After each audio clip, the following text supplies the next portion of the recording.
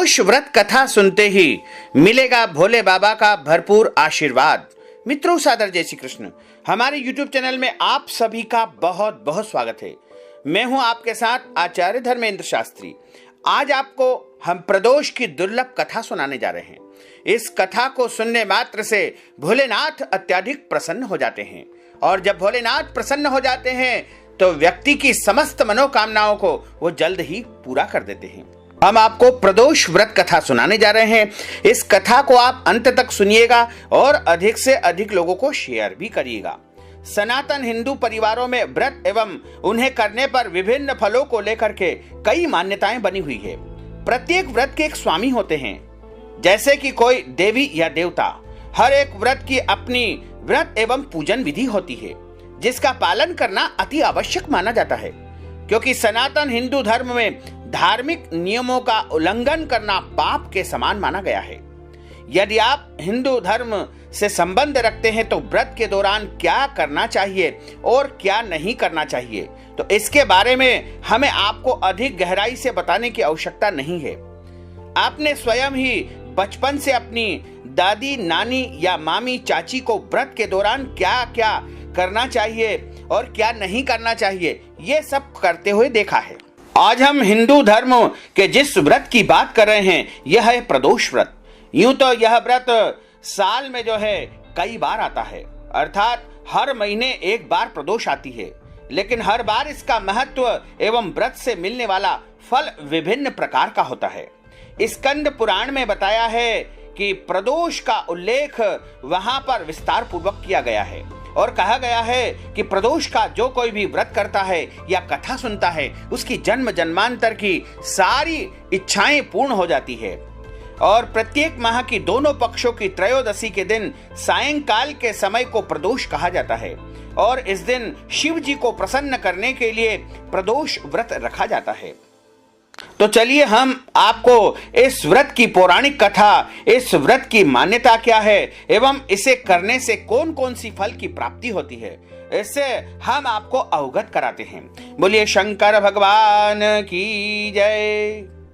स्कंद पुराण में वर्णित एक कथा के अनुसार प्राचीन काल में एक विधवा ब्राह्मणी अपने पुत्र को लेकर भिक्षा लेने जाती है और संध्या को लौटती है।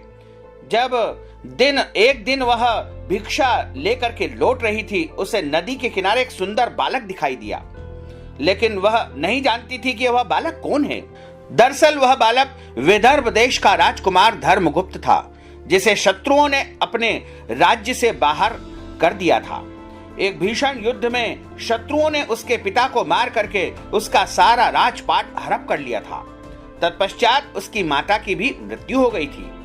नदी किनारे बैठा वह बालक बेहद उदास लग रहा था, इसलिए ब्राह्मणी ने उस बालक को अपना लिया और उसका पालन पोषण किया। अब वह उसे ठीक उसी प्रकार से प्रेम करती थी जैसे अपने स्वयं के पुत्रों को करती थी। राजकुमार भी उनके साथ रह करके अत्यंत प्रसन्न था। कुछ समय बाद ब्राह्मणी दोनों बालकों के साथ देवयोग से देव मंदिर में गई। वहां उनकी भेंट ऋषि शांडिल्य से हुई। ऋषि शांडिल्य उस समय के विख्यात ऋषियों में से एक थे, जिन्हें हर कोई मानता था, जानता था, उनकी बातों को स्वीकार करता था।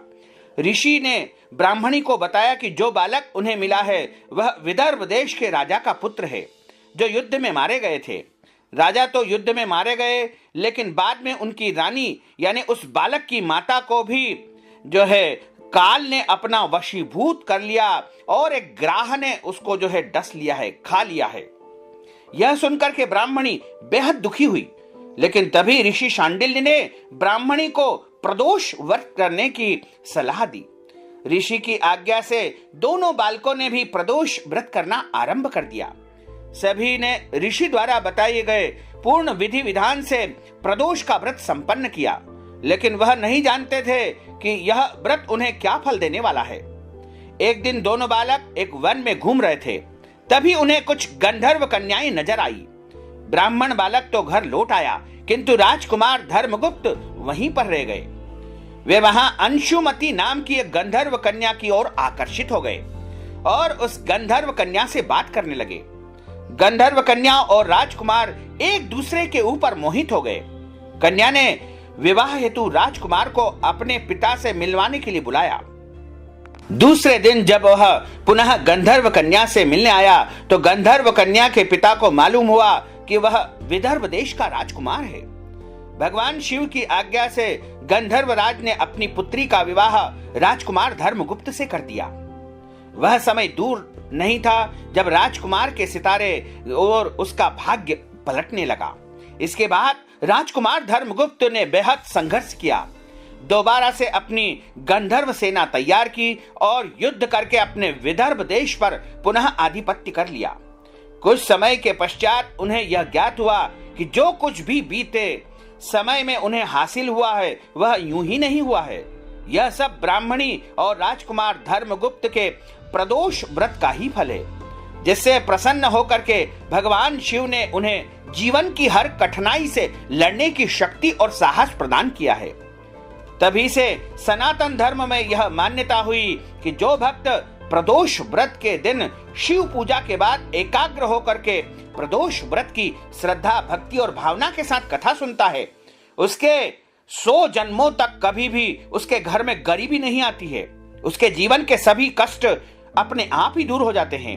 भोलेनाथ उनके जीवन पर जो है सारे आने वाले संकटों को समाप्त कर देते हैं और उनकी सारी मनोकामनाओं को पूर्ण कर देते हैं। इसीलिए हमारे धर्म ग्रंथों में प्रदोष व्रत कथा को सबसे महान बताया गया है, क्योंकि प्रदोष का व्रत करने से या फिर प्रदोष की कथा सुनने मात्र से ही व्यक्ति के कई पाप नष्ट हो जाते हैं और जब उसके पाप नष्ट हो जाते हैं तो उसके भाग्य का उदय होता है। प्रदोष व्रत यूं तो अपने आप में ही एक महान है, लेकिन इस व्रत से जुड़े तथ्य और भी रोचक है। कहते हैं कि जिस दिन यह व्रत आता है उसके आधार पर इस व्रत का नाम एवं महत्व बदल जाता है।